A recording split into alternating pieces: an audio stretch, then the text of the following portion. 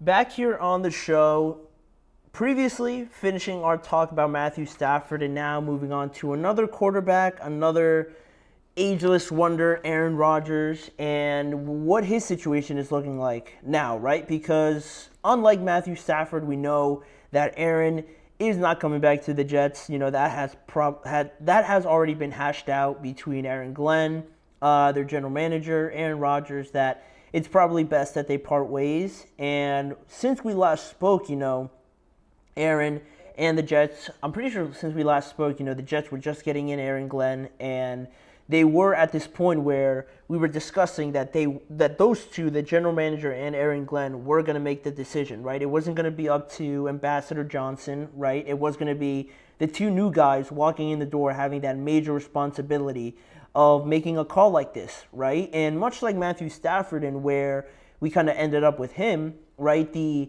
decision isn't as simple as just like, all right, well, Aaron didn't play great last year, right? The team overall and the whole situation with the Jets overall wasn't great, so we're probably going to move on from him, right? And you have to look past that and think, all right, well, if we move on from Aaron, what are we going to do at quarterback, right? Because we're not going to find a guy probably that's definitively better than Aaron at this point in time, right? You get a young guy. I don't know how likely it is that he steps in right away and he looks like Jaden Daniels, right? You're probably not going to get that. And then in free agency or some of these other guys, is it going to be that much better than Aaron? I doubt it. So they decided to make this call, right? I think it was one that probably everybody expected. And now we're here, right? Now we're here focusing on Aaron Rodgers. And, with this whole situation, Aaron, it looks like he is going to play one more year or maybe just a year or two more. That actually hasn't been definitively said yet. They could be still a possibility that he retires. But for right now, it feels like he is going to play one more year. And it seems, with the quarterback situation right now and where Aaron is also right now in his career, comparing him to all these other guys like Fields, Darnold, and, Daniel Jones and Kirk Cousins and guys like this, it feels like Aaron Rodgers, with his pedigree and resume and stuff like that, would be the first option without a doubt for a lot of these teams, right? But it feels like this year, it feels a little off with Aaron for a couple reasons that I'll list out. But before that, I wanted to get to this TMZ kind of interview that they did with Aaron. You guys know how TMZ is, right? It's not like a typical interview. It's just kind of like a very natural interaction, I guess. They just kind of walk up to you, it looks like. So, we had one of those. Typically, as TMZ does, they approached Aaron Rodgers after a training session, it looked like, and they basically asked him, what he's looking for in a potential new team for him in 2025, to which Aaron Rodgers said that he wants a team that obviously wants you as their quarterback, right? That it seems like the most obvious answer, right? Like the team that you potentially could go to, they actually want you to be their quarterback, right? They want you as their number one option. They want to have you in there. It's not just kind of like all right, we'll take you, I guess, right? No, like they want to have you in there, kind of lead their team and, be the face essentially of their franchise for at least this season, right? That's one thing that Aaron Rodgers stated, right? They got to want to have you there, right, in the first place. And then he also said that they got to be a good team. And obviously, like I said, as TMZ usually goes, kind of how unserious and kind of sarcastic also Aaron Rodgers is a little bit.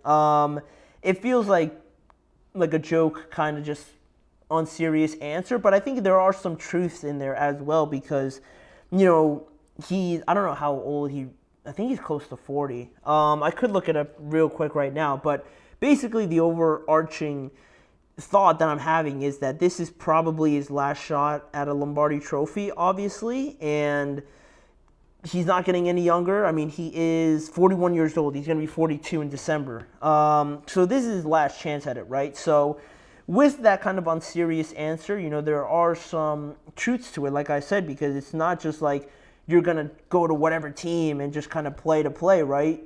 Everybody plays for the love of playing football, right? That's what everybody says. But when you're like 40-something years old and you're getting hit like that and maybe you're going to a team where the offensive line isn't great, no one's doing that. No one's going to go and do that. Like, why would Aaron do a thing like that, right? You'd probably rather retire, right, than go out there and get hit relentlessly and just go play for whatever team, right? It makes no sense for him to do that. So when he says he wants to play for a good team, right, people will take it as, maybe a lot of people won't take it very well. Like look at this guy. He just wants to just join a good team like that. Like, who does he think he is, right? He's a very polarizing player. But I think that's just a very honest answer from Aaron. And the fact that he did say something like that is interesting because, I mean, if you want to join a good team, unfortunately, like all the good teams are already stocked up at quarterback, right? Like no good team, like an actual good team needs a quarterback right now, right? It's not really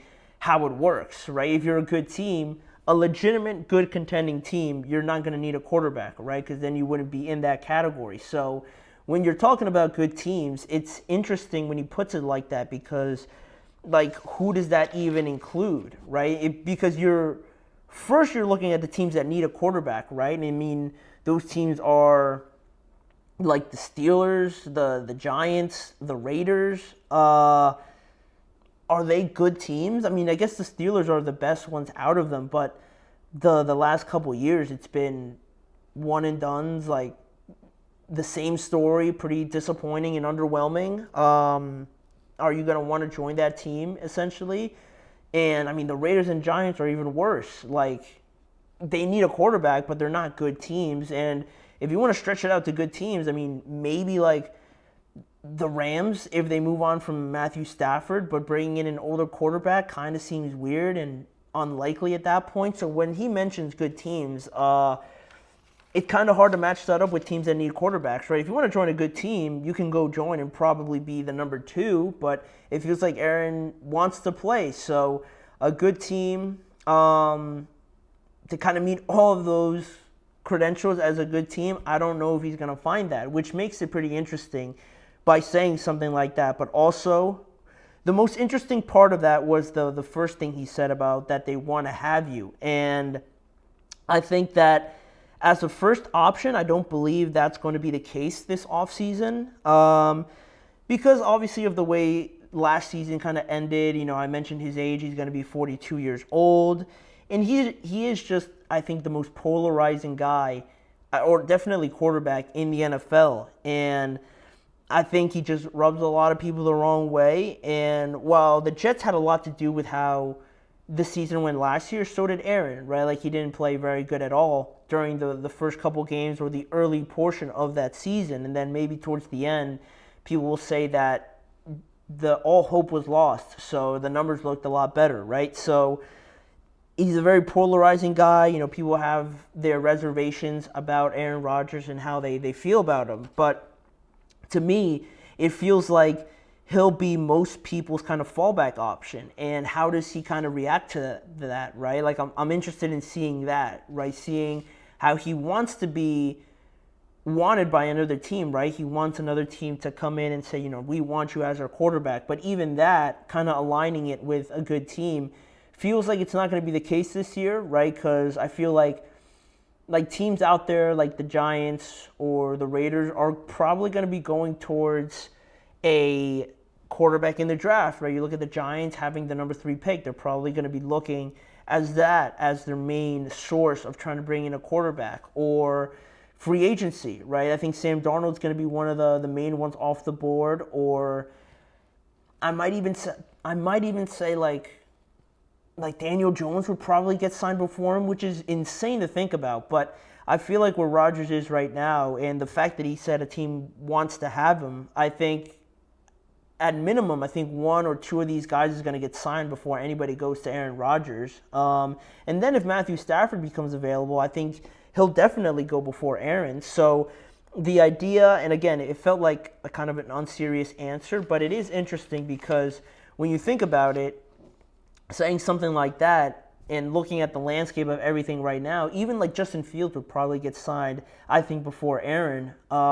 It feels like when he's saying that he wants to be wanted by a team, it might not be the case. So how does that affect everything? You know, probably being a team's fallback option. And I don't know, it feels like a very weird spot to be in with Aaron just kind of sitting there and maybe waiting for a team to call, but nobody calls until, all the guys are off the board, and now his phone starts to ring, right? How does he receive that at some point in the offseason?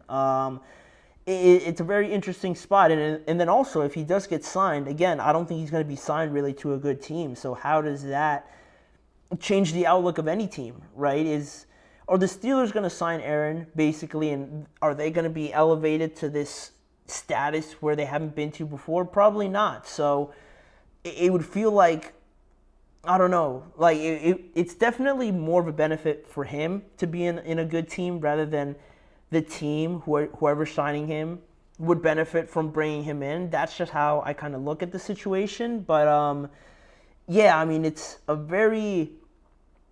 definitely a very noteworthy situation to follow, because I feel like some people will forget about Aaron Rodgers, being on the market and available. But I just think that's going to be the nature of this offseason, where the quarterback market overall is just a weird spot this year, where with a lot of doubts around some of these guys that are available, and also the quarterback class doesn't really help out too much.